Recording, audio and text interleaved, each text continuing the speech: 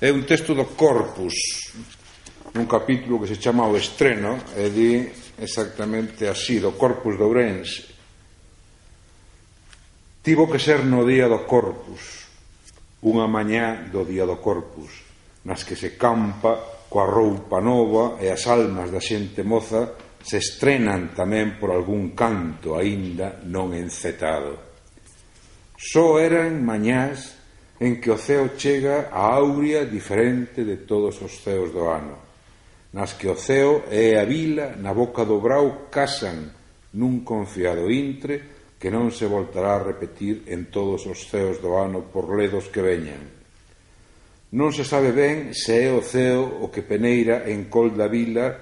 o escintileo lizgairo que anova o corazón, ou se é a terra e a xente trocan a condición do ceo nun relanzo breve de esperanza misteriosa, de agardada sorpresa. Foi aquela mañá do ceo dourado, ceibe, arrecendente a flores, a pólvora, a viño,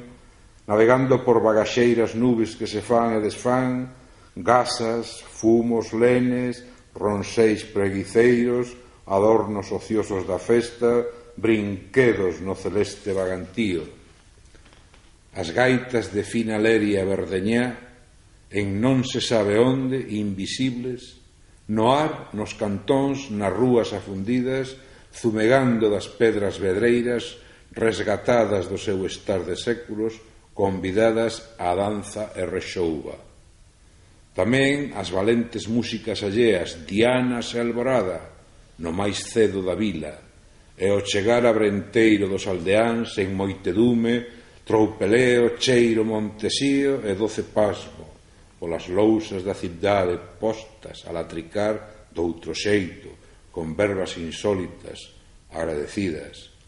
Avanta polas fiestras e entra nas moradías o espacio, fremente de signos novos, de voces misturadas, de risas, estalos, campaíñas. E o sol encirrante, avisando, chamando, acenando que o Corpus brincou de ostentoiro, fuxiu do sagrario e anda pola rúa reloucante, no brillo dos ollos, no súpeto vivir da xente, nas azas das andoriñas que pasan arrentes como ramos fuxidíos, guirlandas coalladas un punto no susto das pombas de Palenque.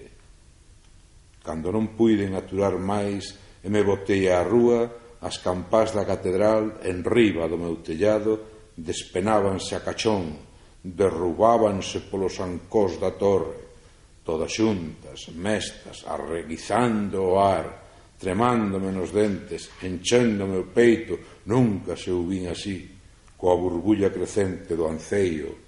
do gozo. Botei a andar coa ledicia de non ir a ningures, porque soamente saír á doce aperta das rúas, faiscantes, ateigadas, anovadas, era xa chegar.